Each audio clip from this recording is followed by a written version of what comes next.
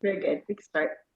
Hi, ladies. Thank you for tuning in today. We have our own very president, Roberta Millman She's going to talk about the right and the left lane communicating to create art.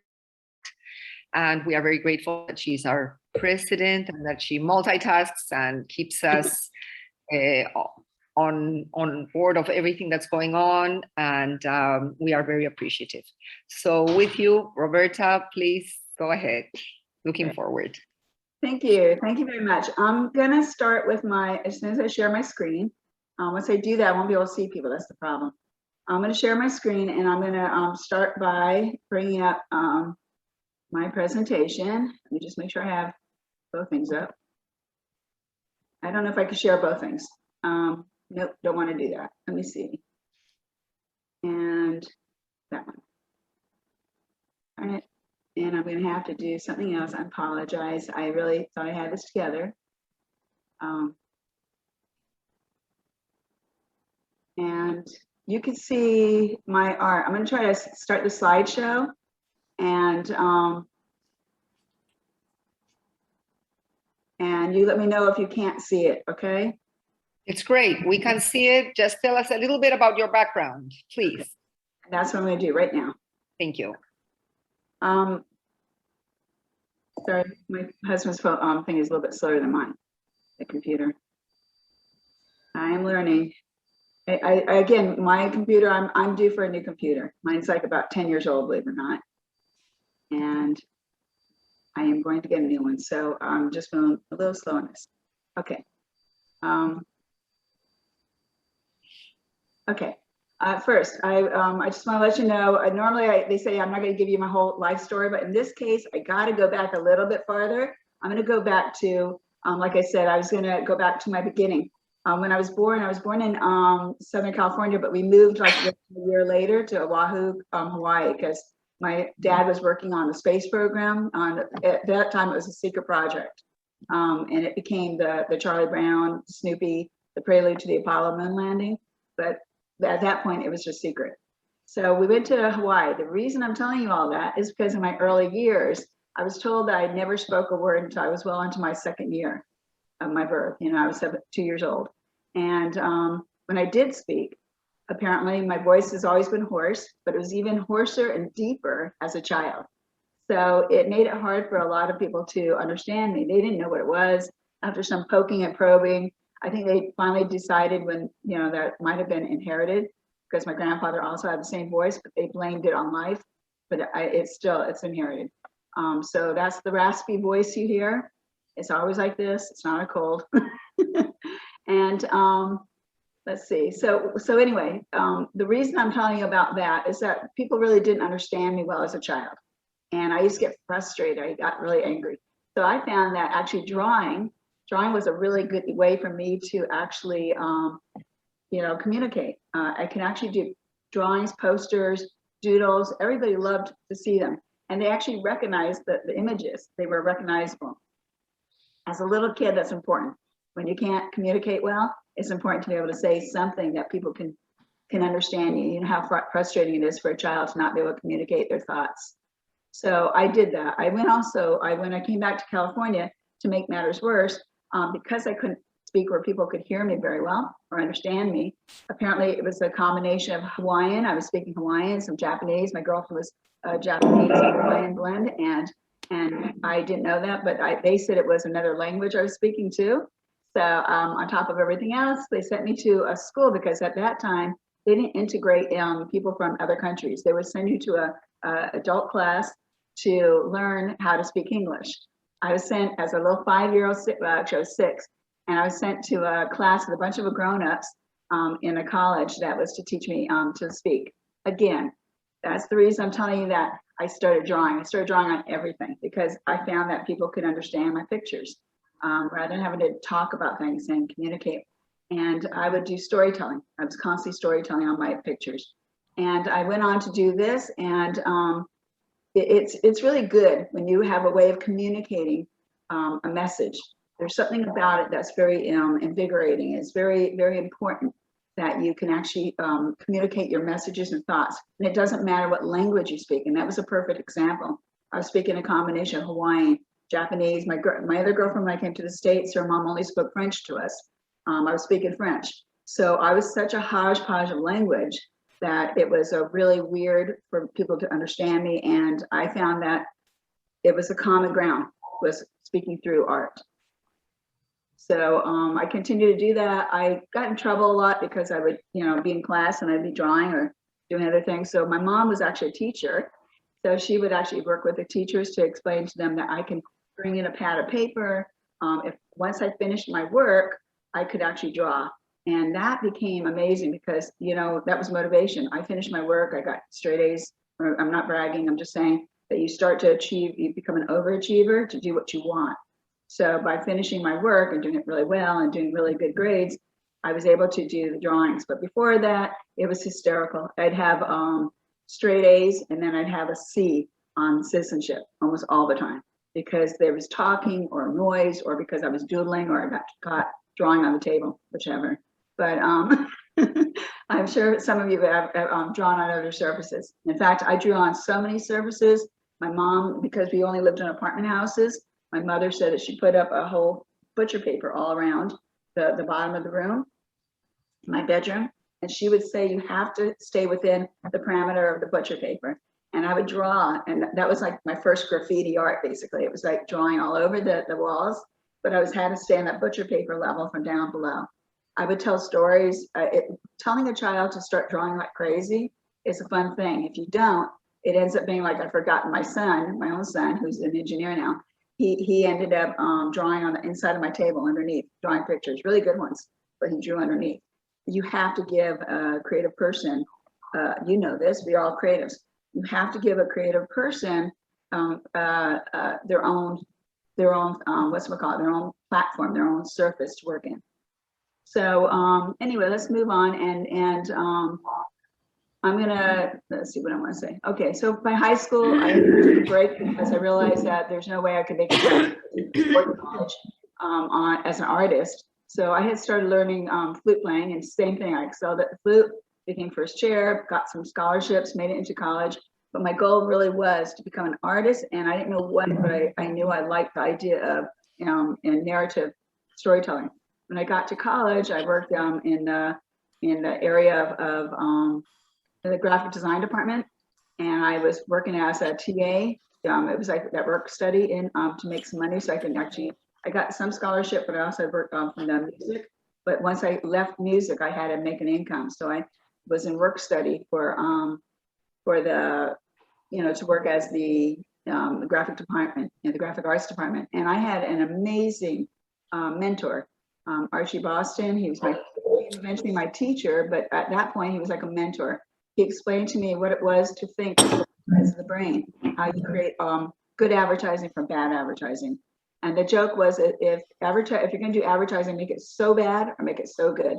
If you're in between, nobody will notice you. So I actually had to get in through a portfolio review, which is him and a bunch of other teachers. And I was able to get into a program. It was a 2-year program for a Bachelor of Fine Art. And it was to actually go into advertising design. I found with all the different designs, I enjoyed advertising design the most. It wasn't purely pretty. It was about selling an idea. Again, it's narrative. So I ended up doing that. So when I came out of there after the 2-year program, it was because he was well known, and people knew how he spoke, how he thought. I was right away invited into other, I was invited to try out for going to the different advertising agencies, and I ended up working for 2 very good Saatchi advertising. Saatchi and Saatchi, it was I first worked for DFS, which is Dancer Fitzgerald Sample Worldwide. And the other one was Backer Spielvogel Bates, BSB. And they were both Saatchi and Saatchi companies. Saatchi and Saatchi is known to be pretty much a hard-working shop. Like, you really work hard. They expect you to work long hours and so on. But I did fine. I did outdoor boards. I did a lot of, I won awards for those, a lot of outdoor boards, because you're making your story one single image with a headline, and that is your story. And so I went on and came to New Jersey, left and came to New Jersey, started my own company, another bright idea. And I continued doing things like storyboarding, designing, website design, and so on. I'm gonna kind of go forward because it kind of brings us, I'm gonna show story stuff from my advertising earlier on, because the stuff I did later, I couldn't keep any of the samples. When I worked for my own company, you basically create the stuff and hand it over. Let's see, in advertising, you don't really get the credit unless you win an award, but you do get to keep all the roughs and all the proofs, all the printing proofs. Okay, and then that I started painting more and more as I was going, because I've always loved painting, and before it was mostly drawing and sketching. And by the time I got to 2002, I was already doing showing my art all over the place. And by 2010, I got into NAWA, and from NAWA, I came down here in 2014, and about a year or so later, I became president, and that's where I have been till this day. So let me see. I'm going to bring up another screen now and start the actual PowerPoint presentation. Let me see if I can do it this way. Okay. Okay. Let me know if it opens to the slideshow for you. If not, I'll do it again. Can you see the slideshow? Is it full screen? Yes. Okay. Yes. Okay. Mhm. So on the slideshow, I'm going to start out, you see it as the narrative art, and I'm going to move on. This was just a self-portrait I did. And I think it was Inez, the artist, that did the looking in the mirror and seeing themselves. And I thought, what better way to see yourself from really inside? And that's what this was. It was from looking from the inside. And the cosmic, because I came from a family that really talked about that kind of stuff. In fact, the path becoming me. I always like to say that our journey begins before we're even aware of it, and we can't even see, because we can't see into our future, but we can fit all those pieces together of our past in order to see how we're shaped and who we are today. And that's real important. If you don't understand where you've been, you really don't know who you are. And that's a real important thing. And of course, I said, I give credit. My dad was a very good storyteller, unbelievable stories. I won't go into those. And both my parents had a major love for music, art. In fact, Roberta was named after a musical. And they had a love for music, art, and conversations. And they would always talk about the what ifs and what could be and all that kind of stuff. So there's my path from the start. This is just one of my, in my portfolio case, I don't normally show this in art, but I think it's important for this talk, is that this is from my advertising days with Toyota. And it was really simple. I'll show you later how I go from drawing to this. But the problem, you always start with a problem. And the problem was, how do you sell a car? It's a hunk of metal. How do you sell this car? And what was the message I want to say? In this case, it was about, this is a car that has a lot of speed, and it does. I can't say enough good stuff about Toyota. It's got a lot of power. So I came up with the word, I work with copywriters, because art, for whatever reason, advertising, they think that we need a copywriter to do headlines, but that's not true. A lot of times the artists just come up with their own on the headlines, and the copywriters do a lot of it, just the body text. But we sometimes work together. And in this case, this is mine, Power Play, and it just shows speed. It just shows fast speed. And this was one of those outdoor billboards that you see, when you go into the Lincoln Tunnel, if you see, if you start to see that big old outdoor board there, it was always Toyota. I don't know if it still is, but that was like my showcase piece. People would always see it, and they always knew what I was up to. I'm here. So yeah, these are some of my other ones. This is Hyundai. I worked on Hyundai's. Back then it was cars that make sense, and that was our slogan. And it was brand new to the country, and I was making fun of it, and the client liked it. I was just joking. I said $49.95. It's like, like you talk about a toy, because it was like a little toy. It was like a great bargain in a toy. So instead of having it 49.95, I just said $49.95, and the battery included. And luckily the client thought it was funny and went for it. So the point was that you have the cheapest car out there for this low price that actually runs, and it was cars that make sense. we said to ourselves, how do you make the message? The problem was, how do you make a message that says you are, you're smart if you buy this car? This is what it takes. You have to be smart if you're going to buy this car. Everybody else spends too much money, and that's how we came across with it. So it's creating awareness. And why I'm showing this because this, when you're looking at I'm sorry, I stutter a lot when I'm not writing out stuff. When you see stuff that's on the outdoor, on the storyboards, and when you see things on advertising, you have a headline, you have to send your message quickly. And in a way, it's a narrative. It's like the earliest form of narrative in terms of commercial, or not the earliest, but the most commercial sense of narrative art. You have a story, a very simple message, a headline, and an image. And I'm going to be leading into my other stuff, you'll see. Same thing here. This is for the company of Pioneer. Remember Pioneer stereos, all radios, and all that kind of stuff. And basically, we're trying to tell the people that run the company, this is what you're selling for these corporate magazines. Things that you see in Times. You see in the Wall Street Journal. And this is about bringing traffic. How do you bring traffic to it? And yuppies. How you're going to get yuppies to buy your product. Consistency and marketing and volume. How much do you have to sell it? Again, simple ideas, one image, simple concepts that make people think. And then the copy is really basically this little blurb. And then, of course, we kind of made them have it was our ego thing. It was to be able to introduce the people who are running the company. That's the smaller pictures. Okay, we're going to go to storyboard roughs. Now, when I'm going to later talk about doing roughs and ideas and squiggles and doodles, this is basically a storyboard rough. I was working, this was one of the later ones. I don't show too many of my stuff when I was another bright idea, my own company, only because, like I said, most of it, I gave it away. This one, can't remember if it was because I didn't give this one away. I actually tightened it up and gave him the good one. This one is a fictitious thing that was going to go before something that was called Mad Avenue, which I'm sure is went on to be Mad Men, but at that time it was Mad Avenue, and it was going to be the intro to the show. And all I did is do quick little squiggles, say, these are ideas that you could use for concepts for commercials at the beginning of the show. And they could look at that and decide to go with it. And I worked this was for a video company that was doing work with them.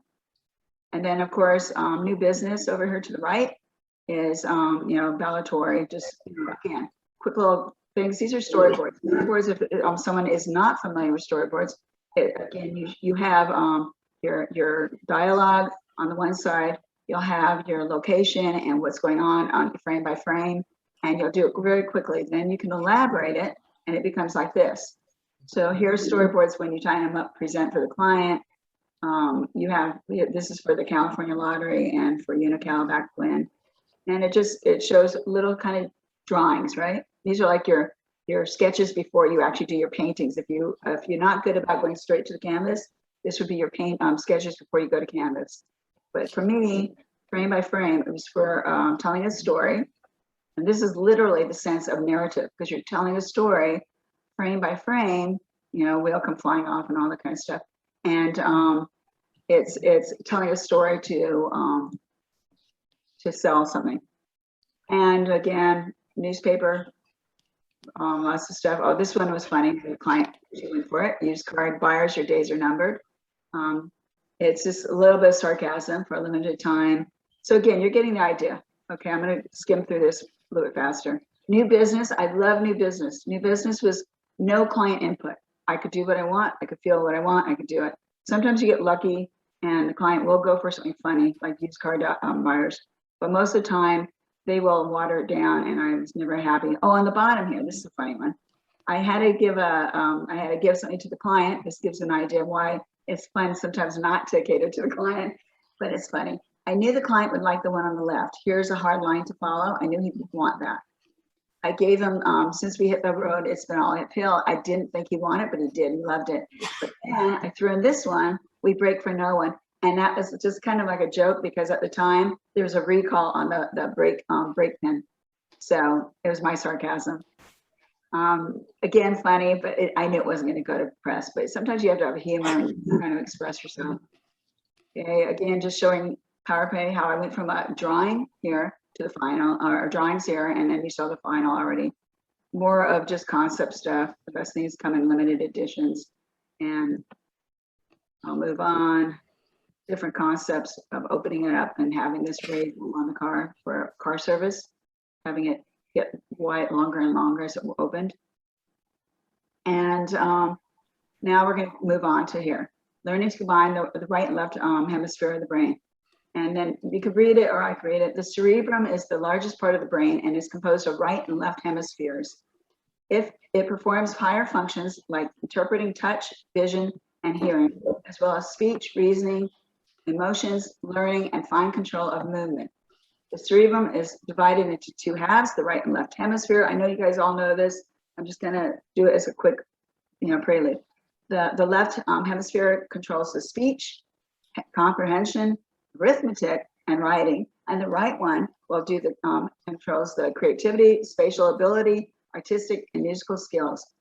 Clever and successful advertising was always a result of merging the two of these, both sides of the brain together, to have an image and a headline. Okay, and I didn't go into all the advertising. I just did it as prints mostly, so that you can see a correlation between that and art. Let's open up with first one of my art pieces, communicating a story and a message in a single image. This is a story where I started, and it was actually inspired by a friend who was telling me how it wasn't easy to break away from her background, from who she was and where she was born, and what she wanted to be her own destiny. And she inspired me, and I guess I have a tendency to dream about things a lot, and it kind of I kept seeing myself kind of tangled up in this like cloth, and I didn't want to use myself. I didn't want it to be a self-portrait, but at the same time, I felt like I kept seeing myself twisted in cloth, and this cloth was a bunch of symbols of the world, of religion, of numerology, of everything that seems to be controlling us. And I wanted to say, how do you break free of it? And she's ripping it apart, but she's doing it she's in the center, and in the center of the whole thing, if you can see it, I don't know if you see it, the center is the eye. And I kind of sometimes go back to the eye of God. I know my background is religion. I was raised with Judaism, and my dad was extremely spiritual. And even though we talked about comparative religion a lot, and we appreciate all religions, but that's why I have a tendency to go back to the eye of God. So anyway, this is what this came up. When I started doing this, like I said, I went from dream, and I had a piece of paper next to my bed, and I just started doodling what I was seeing in my dream, and it kept coming back over and over again. And once I drew it, Yeah, put an extra money for thank you. so once I did it, I realized Listen, I'm happy when coming in when you wait this now. So anyway, let me see. Let me get back here. Okay. So here we are. This one's going to be in the art show up in New York soon. It's a narrative artist. We share our feelings. We tell stories. I bring it all together in what I call a KISS method to keep it simple. And the visuals with or without the words must communicate an idea or an emotion or a thought or a story. So of course, in this one, I'm not going to go into technique unless you ask me. What I'm going to do is I'm going to just kind of go over the thought behind it. I do not like anything caged. I have a problem with it. My dad said I refused to go into a zoo when I was little because I didn't like seeing animals caged. Back when I was little, that's how they had them. Now they have the wild animal parks much better. So my sister had a bird, and I kept saying, get the bird out of this cage. It's not happy there. Birds have a tendency when they're miserable or sad, they will pluck the feathers from their body. I don't know if you've seen that.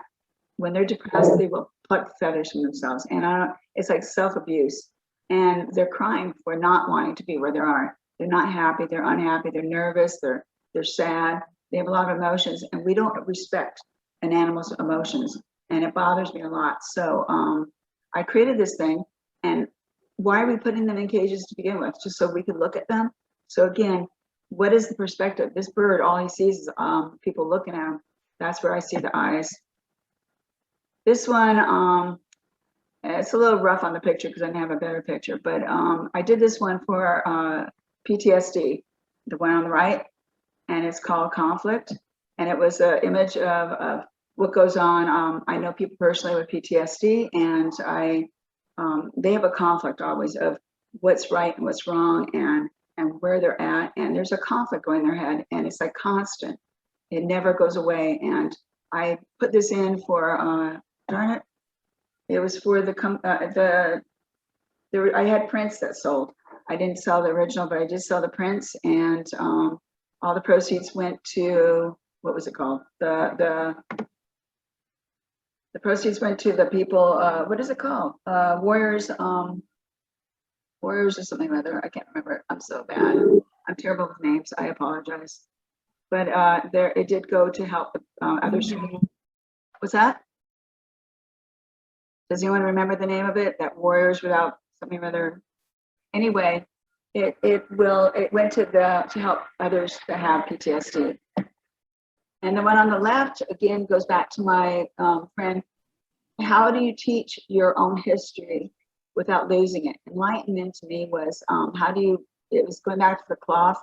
How do you keep the history of your people, of your background, without losing yourself? Because if you lose yourself totally and immerse yourself and assimilate completely, you do lose a magnificent part of history, and then you're no more than a statue that you see in a museum. And that's what I have here. It's very rough, and she's becoming stone. And Sublime Serenity. This is how I feel when we're always trying to protect our kids from everything going on in the world. So it's kind of obvious. Okay, so here's political. I do a lot of political stuff, and separating truth from the lies. When I separate truth from lies, as you can see, I'm not separating this according to my series of work, because series of work would have to be done in the same way. And instead, I have it. You'll see that there's different executions because they're done from different series. But I wanted to make the point about what it was in narrative. These are all political. When you are being influenced by newspapers and by everything else, this is who's your puppet master. I have, which you can't see on here again. Sorry, Dad.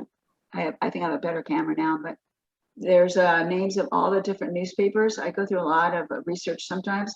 That's from the advertising background, and I'll do the research on the different newspapers, and they're all coming down to the different locations on the planet. And I want to make it clear, when I say who's your puppet master, I want people to recognize something they've read and by who. So I wanted it to hit home, and that was the best way I could do it. This one in the middle, an imperfect voice is better than a perfect silence. This one was a really cool one. I did this and there's Ed Koch was actually showed up, and he actually complimented me on it, so I like to keep it in. It was done for a series of work that we did for it was called the David Program, and it was about how to stop hatred and racism, and to be able to stop it was say something. Say when people are yelling at you, that's why I have in the background, they're yelling slurs that you're racist, that you're hateful, that you kill things. And it really is your response. If you don't know the answers, say something.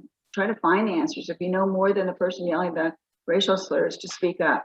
And if not, you're being silenced. And that's why the words are across your mouth. As an imperfect voice is better than a perfect silence. You don't just sit there and let lies keep consuming you. Again, political. And again, this is obvious. It's just some screams are silent. I do a lot of some other work that is for people that can't talk, people in countries that don't have a voice, and they're being blocked off, their voices are being silent. And sometimes I think it's too small, but in your dreams, you can actually speak out loud. In other words, they know what their dreams are, they know what they want, but they can't speak because of their government. And again, this one here, this was sold as, it's called Deconstructing the Eve Myth. And that really goes down to the fact that our story of Adam and Eve was the prelude to a lot of problems with the way people perceive the women in our religion and in our society. We are not the evil ones. It's deconstructing it, and I just did visually, just to start a conversation. Wall Street, I do like to play in the stock market. That's how I kind of make my money. But there's a truth behind it. I made fun of it when I say to market we shall go. And I doodled this, and I just kind of came up with ideas of what is it then about the stock market I do or don't like. One is that if you don't know what you're doing, you might as well be heard go off to slaughter, because you have to educate yourself. You have to know what you're doing, or you will be slaughtered in the stock market. And enslaved by greed and entombed by greed, this guy was trapped. This one was interesting. My husband likes to tell the story how I was dreaming about this about a month or so before Occupy Wall Street even happened. And I was constantly dreaming about it. And I kept getting up, and I would draw little doodles about and sketches and ideas about a person being trapped. And they're trapped with all this money around them. And yet they can't breathe. They're suffocating. They're screaming to get taken out of there. And I started painting the picture, and I wanted it to show what the ultimate greed is that here's a person crying out for help. He's smothering inside of it. And yet a guy is reaching in, and he's still stealing from him. There's always going to be greed on top of greed. And it was funny because as soon as I finished it and I put it into a show, Occupy Wall Street started a month later. And I think it might have been, maybe there's something in the news that might have triggered my subconscious. But that's where narrative art is wonderful. Sometimes you don't know where your thoughts are coming from, and you can actually start creating new stuff that is what other people might not see yet. And this is it's what we see in the mirror. This is a kind of a play off of the fact that people always criticize that sometimes my art is not realistic. And I'm like, no, I could do realistic. That's not what I'm doing. A lot of times I want illustrated. I want a more of an illustrative look, because to me, it's storytelling. And to me, that's an illustration. Realism is painting, but I have a blend of the two. And here you see the bird here, the one vulture, which I think vultures are cool. And he's looking in the mirror, or she's looking in the mirror, and she sees an absolutely gorgeous, stylized bird, two different styles in one painting. And I wanted to show how it's what you see in the mirror. How do you project yourself? How do you see yourself when you're looking in the mirror? And I have different symbols here. I don't know if any of you know them, but things like Om and for eternity, and different other things. So it's kind of an interesting one to look at and just think about on your own of what all these little symbols and what they mean and why I used them. They all do have a meaning behind them. And again, I've been kind of hooked since I came down to Florida. I've been doing a lot of birds. I'm going to be doing a solo show in a year or two. I can't remember. It's either next year or a year after. I check it. But it will be about nature, of course, down here. That's like the main theme. So birds kind of got stuck in my brain, and I love to watch birds. And so here's birds. Do birds dream? Again, I'm doing it purposely to make it stylized, not to be realism, but to stylize the image. There's nothing about a dream that is realistic. A dream itself is a style. It's like it shows elements and pieces that come at you, and there's nothing about reality in a dream. So that's what makes a dream sometimes really interesting. So as you can see, a very illustrative style for him or for her. And then storytelling. The fish is going to float right in and underneath her so she can grab it. That's her dream. And then escape at dawn.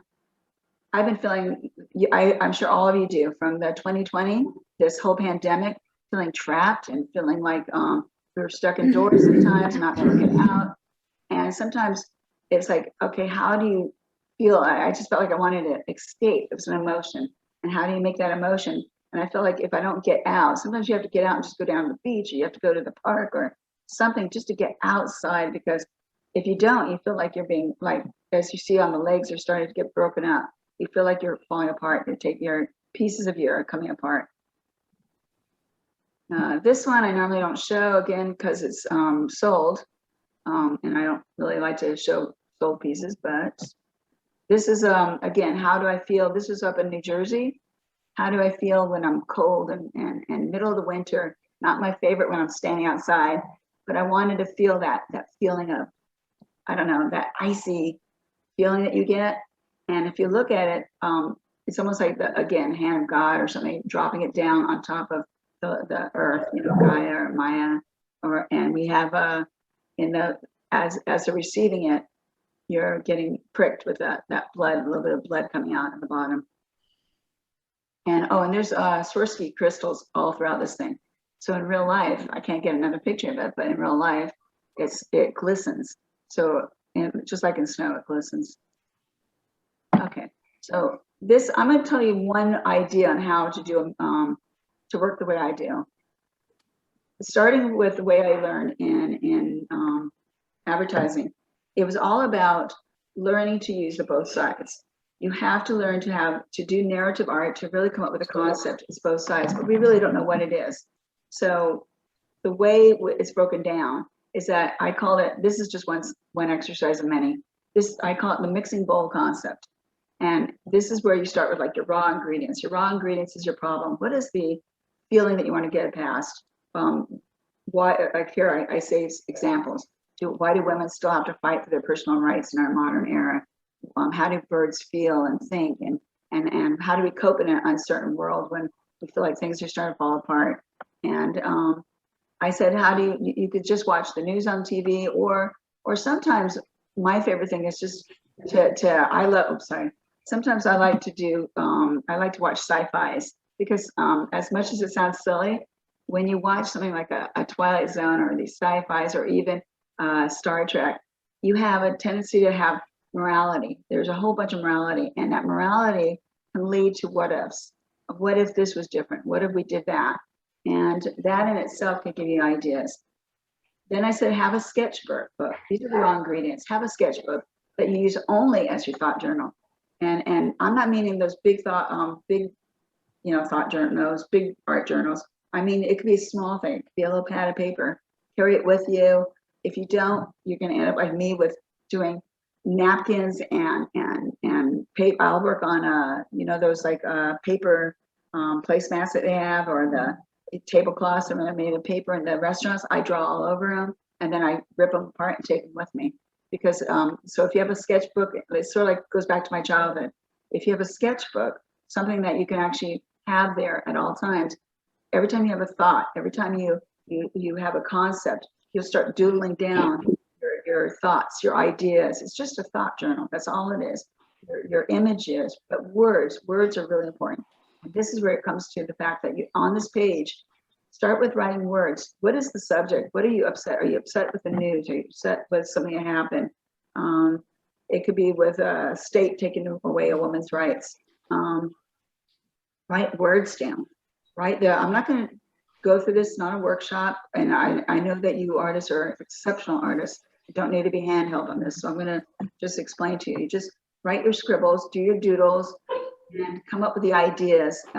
These words all have to echo how you feel. Those feelings, are they making you feel trapped?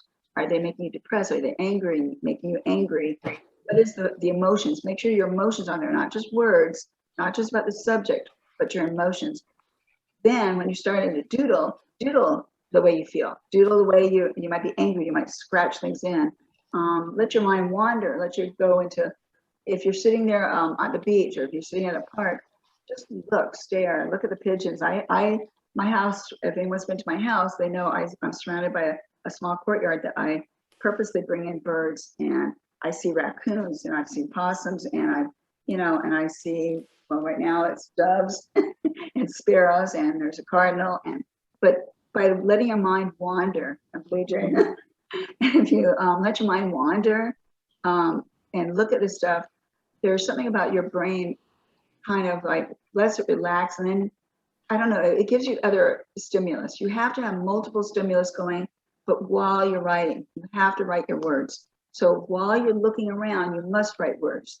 It's important that both sides of the brains are working at the same time. And this is how you do it. Words, images, and never stop doing that.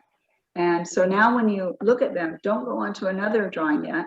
When you look at that, it's going to start to look like, you know, those old, those pictures that people would look at it and it became another picture within a picture. Remember that? It was like those little dots, and all of a sudden you saw another image in it. It was something about the eye. It was back in the 80s or 90s, became popular. The magic eye, I wrote down so I wouldn't forget. It's the magic eye. Remember those books and the stories and posters? When you do doodles and you do words, as an artist, you find Oh, I might as well wait for my husband because this is going to be for another hour, I think. Dennis, are you So there? you have the other. Hello? Okay. Anyway, I'm sorry, just muting people when they're talking. Okay, what do we do here? Okay, No. you have all that. Once you have all that, we will, you can have a real sketchbook. This is like your sketchbook you probably are used to, where you draw pictures and images. And now you're taking those, when you've seen that one page of scribbles and words, I want you to look at that. And the first thing that comes together as the strongest one, the strongest image, that's going to be your subject, okay, for this sketch pad. So it will come together. Something's going to pop. It's going to be, I forgot to do a picture of it. But for me, it was like a large bird that I had that was flying away and trying to escape. And at first I had it with him tying his legs like he was being held by the chain and being pulled down. I did one I'm not going to show, but it was I have migraines, so I get a lot of migraines. So I had a picture of vines going inside my brain, and it is going in and out of my brain. So I use that for that Frida Kahlo thing. And those are things that you have to have in that sketch pad. Something's going to jump out. And so you might say that you're unhappy or you have a headache or this is hurting you. But how do you visually see that? Sometimes I feel like something's drilling in my brain or a vine is going through my brain. I would literally draw that picture, but I had it with the words that pain, migraine, headaches, unhappy, depressed, whatever. And that's what it would start to do. Select your main ingredient that I told you is the focal point. That's going to pop out. I guarantee you. Don't stress it. Don't make it happen. It will pop out. You're going to see that one image. When you have words and doodles together, that one image is going to come out strong, and you're going to be able to do it. Your creative minds, you will see it. Consider what the elements will best support it. This goes back to, are you trying to do a technique or are you trying to do a storytelling? And for me, it's not about the technique. Well, it does become a technique, but it becomes storytelling first, narrative first, and then from there, how do I best support that story? If you were doing a scary story, you wouldn't be, let's say that you're telling a story and you were talking about a haunted house. You wouldn't say, oh, it was a haunted house. No, it's nothing light and friendly. You're going to say, it was a spooky night and it was dark and there's clouds, blah, blah, blah, and you're going to make it spooky. Your art has to feel, even the materials should feel the way that story is going. So if your narrative is one thing, make those materials feel like that. It makes it more fun. You could bring in other elements. You could bring in different supporting elements. I said you could use graphics, geometric forms. It can be organic. You can see, like I did with the eyes in the mirror. You have different supporting elements that will actually support that story. Draw your art layout. Well, when you have all those when you're thinking. So when you start to do your drawings, always think of the story. Don't say pretty picture or just bird. That's not how narrative works. Narrative works where I'm telling you a story. Your hand's going to do it. Your mind's going to do it. You've had the basic skills of drawing, and you're going to be able to do it. So all you're going to do is think. So you're thinking, is he angry? The eye of the bird, when he's taken off, he looks determined. I wanted him to look like he's going to get the hell out of here. He's done. He's sick and tired of this whole 2020 thing and the pandemic, and he's getting the hell out. And you have to think, what is your emotion and what is the best material to support it? Okay, now we're putting it onto the canvas. Now, you don't need the canvas. I mean, you don't need number 2. If you already know from your doodles and your words, and you've been doing this for 20, 30, 40 years, which a lot of you have, you could go straight to the canvas. You already got your doodles, you already got your thoughts, you already know what you want, and you already have that whole vision of how it came together. You could start drawing it on your canvas. I sometimes start with words. So I will start with the words. I know one of our other people do that, and I've been trying to bring words back on top. But I always start with words, especially if you're in oils or acrylics. You can see, when you visually see struggle, or you visually see happy or I don't know, relaxed or flowery, or you see some word that says something, healing, whatever the case is, when you see it, and as you're painting on top of it, you don't care about what those words are at that moment. You're just using that to remind you of the narrative. And those words will keep in your brain. And I sometimes feel that your art, even if you never see those words again, you know it's under there. You and everybody that sees your work will see it coming through. It will, and you can let it come through. Sometimes you might decide to incorporate it and bring those words out. And I've done that where you put them back on. I didn't do it for a while for the last few pieces, for the last set of birds, but I've been bringing them back in now. Okay, and so you're focusing on your message, on your story as you go. And then you're going to start loosely with the main focus. Like I said, you're going to, don't try to refine it till the very end, because storytelling is about getting that balance, telling the whole story. And then you come back and you do the details, and then you strike and tighten it up. You don't try to tighten it up as you go. I don't know how you guys work, but narrative, you want to tell the whole story and get it all out there. And I mean, this is my path. This is, like I said, one way of doing it. And there's others, but this is one way of doing it. And like I said, you go straight to canvas, and always keep the KISS method. The KISS method really is, to keep it simple, is so that you have all your words, your thoughts, and your ideas all into a single image. A narrative, like I did in storyboarding, where it was step by step by step by step, is truly narrative, or all stories here, stories there, stories there. There is that's been around from the beginning of time, and there is the story of the the rape of the Sabine, or there's all those like things, or the Dante's the different levels of hell and all that kind of stuff. There's all those like ones that are so complicated with all the stories going on. But this is not what my style is. My style is about how to simplify it, bring it together in a contemporary narrative, in a KISS method of keeping it simple. Okay, and let's see, I'm gonna check one more thing here. Okay, and okay, so here's a couple more talking about over this past year. It's been tough. A lot of people on the 2020. I wanted to show how so much of it was lying and so much was coming at us. And I don't know how well you see this, but if you saw it in person, it's better, because you can see there's Trump up here. You can see all the lies that came out, and you can see all the confusion and all the other stuff. And it shows when you have that one person's, wisdom. I think I have Ruth Bader Ginsburg's comments in here too. When you have that one sane voice, I think I have Fauci's comment in here too. There's like the same voice, but when you don't have it, as I did it, I wanted it. How do I visualize how much death had come up? I did it literally. I wanted it literally from the beginning of the. I wanted from the beginning of the pandemic to beginning of the pandemic to the end of it. How it evolved. It started out with just hiding the truth and people not worrying about it. It was like somebody else's problem. It was the China problem. It wasn't our problem. And I start at the bottom. I don't know if you can see it, but I have the death toll. So at the bottom here, you'll start seeing the death toll raising and how many people died as it went. As it goes through, it shows how more people get involved and get affected by it, including children, and how it gets really bad. And I just call it 2020 because the biggest thing that we had is a lot of us had a discussion with our spouse. What if we die? What's going to happen?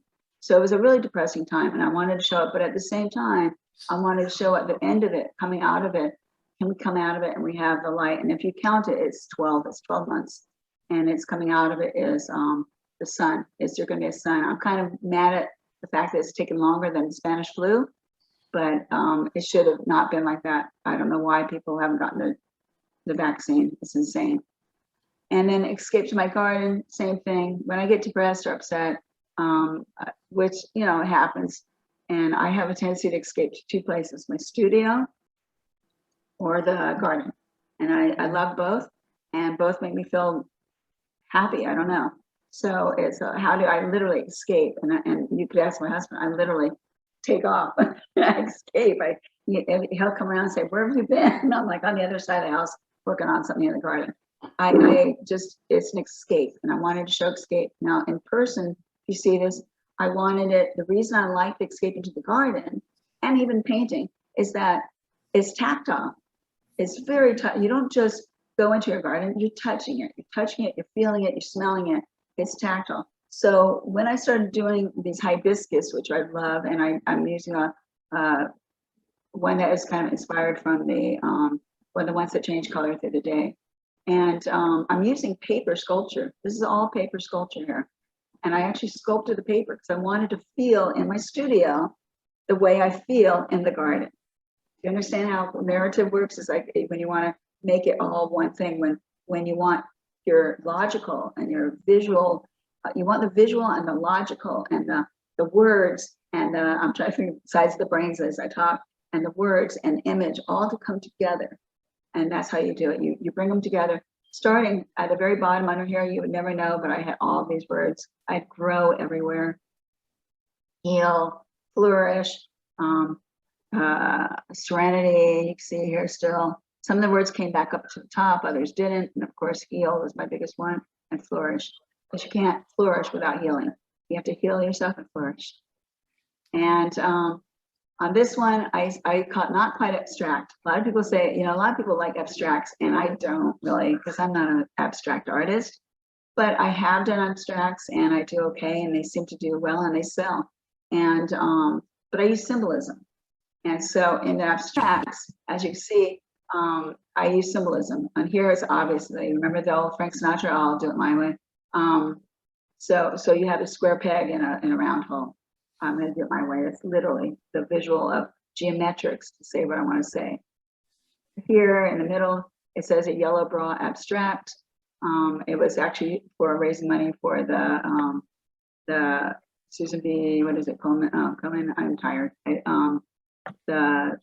It's for breast cancer, to raise money to fight it. And that one sold. And the last one, again, it's like the eye of God. And I said, never lost or alone.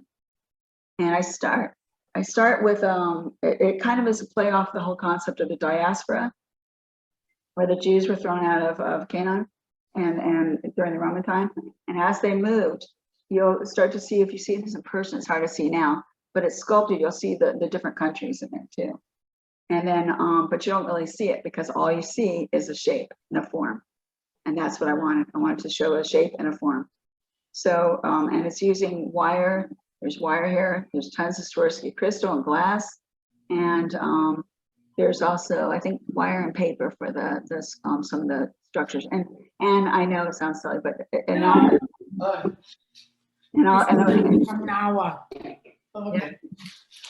with all the Hebrew, it comes around and it brings you back, and it gets more and more bright and happy as we all return. And the whole idea about next year in Jerusalem, it's kind of like the whole concept of coming around the world and coming back. So I know it makes more sense, I think, to some people than it would for others. But for me, I had to put it on, and that one sold because it made sense to somebody else. And of course, here's one from 2016. Where do we go in a world gone mad? And I love going down the rabbit hole. Basically, it just showed all the newspaper clippings and all the craziness. And even with Ruth Bader Ginsburg warning us, and who ends up winning, of all people, was Trump. It was 2016. And I'm trying to stop it. I'm like stopping time. I have the clocks. I'm showing them being dissolved. And it's very textural. There's a lot of material, a lot of texture. So you felt it very coarse. Again, it's words, it's texture, it's materials, and it's all coming back together into one image and one simple image. It's just a spiral. It's just a simple spiral, just going right down where I'm basically running away. I'm escaping down the rabbit hole because it's like, where are we going to go? And I felt like that from the very start, and I couldn't stop it. And it's like nothing I said, no words, all those proof, all those words that proved who he was didn't mean anything. He still won. It's unbelievable. Talking about frustrating. And that's about it. All I have to do is sum it up. I did write some words. I said, the beautiful thing about narrative art is that the stories are our own. They are a visual depiction of our experiences and our reaction to the world around us. And it's a glimpse into our innermost thoughts and emotions. And a contemporary narrative, as contemporary narrative artists, we continue a very long history of visual storytellers. And I mean visual storytellers. We go back to the cavemen, and the cavemen were drawing using, I think they were using what, charcoal and iron ore, and they're the originals. We're just continuing that long history. So that's about it. Is there any questions? I mean, I don't mind going back if you have any questions about any particular piece, but.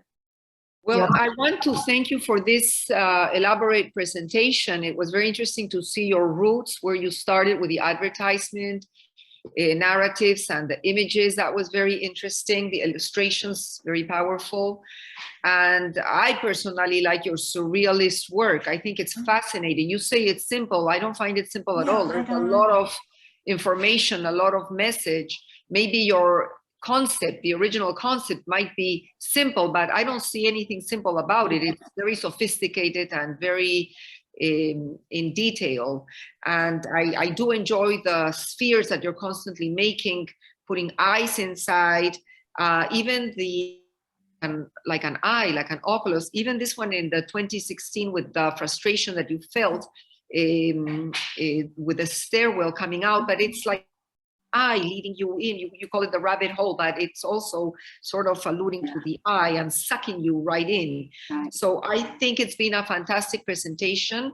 I appreciate that you were merging music with the literature, with the sketch, with your process of how you merge everything to convey your ideas, and you keep working at it. And more power to you. I think it's amazing. Your art is really very interesting. It communicates, it sends a lot of message. So I'm very appreciative of that. Thank you very much. And again, we welcome anybody to ask questions to Roberta, please do. Well, I don't have a question so much, but the work is beautiful. And Thank you. I also feel that it's very complex. It's not simple. There's like so many layers to it. And I like the idea of the medium supporting your message. And I also like the idea that you're basically writing with paint. Yeah, thank you. Yeah, like it like you all know, we do our art because there's something in us. There's like a artistic soul, as you might say, and we have to let it out. And if we don't, I think most of us will admit, we get depressed, we get upset. We have to have that avenue. And for mine, it was always a verbal, because of the starting time. I mean, like I said at my beginning, when I couldn't really communicate as well with people, the starting with the be able to communicate with both words and visual was a real important part of my life.